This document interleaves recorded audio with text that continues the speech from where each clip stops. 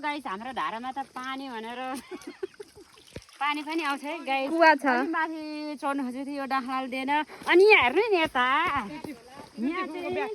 कृति फुपूको यो ब्याग झोला हो ब्याग झोला जस्तो देखेछ तर खास गरी यो चाहिँ शिवझाट जाने बाटो यता भेटरार जाने बाटो यता लोकेसन यहाँ देखाएको छ मेरो फुपूको चाहिँ आँखा कमजोर भएर है साथीहरू अब यता पनि देखाइदिनुहोस् त हाम्रो बाटोको रोड भनिदिनु बिनार जस्तो मार्बलको तिलरी यता फोकस क्यामेराम्यान फोकस यता कमन केटीहरू तीनजना यता दिएर यता हेरेर पोज ल एउटा साथीहरू मेरो कन्दमल टिमहरू चाहिँ यही है हामी चाहिँ अब सुरु गर्दैछौँ भ्लग बनाउनु के गर्ने देख्नु भयो नि दम बढेको पित्र खाएर आएको हामी चाहिँ माथि दाजुकोमा पित्र खाएर आएको हेर्नु चुवाको फुल यो चाहिँ रातो केटी हो एकदमै मन परेर टिपिदिनु भएको हाम्रो दाजुले मेरो नन्दलाई टिपिदिनु भएको यहाँ हेर्नु न के हो यो चाहिँ साथीहरू त्यो माडवारीको तिलरी अब चाहिँ फटाफट गएर भात पकाउनु पर्ने हुन्छ हामीले भात खाएर हामी सुत्नु पर्ने हुन्छ किनभने मेरो घरमा ग्यास छैन आगो बाल्नु पर्ने हुन्छ मैले आज ग्यास सानो छ बाई बाई गर्नु बाई भनेर लडेर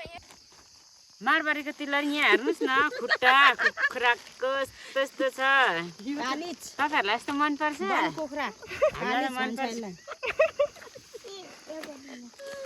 हामी त्यस्तो खाने हो अहिले काली जङ्गलबाट मारेर ल्याएको तपाईँहरूलाई पनि चाहिन्छ नि मुर्लेको जङ्गलमा आउनुहोस् तपाईँहरूलाई हामी भेट गराइदिन्छौँ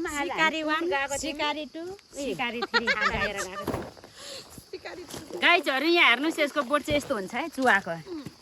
हेर्दा चाहिँ राम्रो छ तर यसको सेतो दुध पनि निस्किन्छ उयो गर्दा फेरि चोप्ला भने चाहिँ जाँदैन नि बिल्कुल खाजाहरू पनि छ है गाइजहरू खाजामा चाहिँ के छ खाजामा चिकन हामी त जङ्गल हिँड्दा चाहिँ तपाईँहरू के गर्नुहुन्छ हामी त यसो रमाइलो नि गर्छौँ अलिकति बोल्न त पाइन्छ बोल्नलाई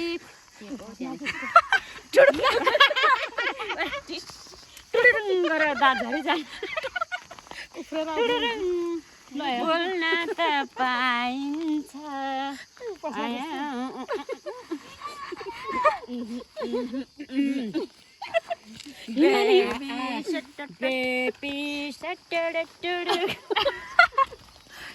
हामी त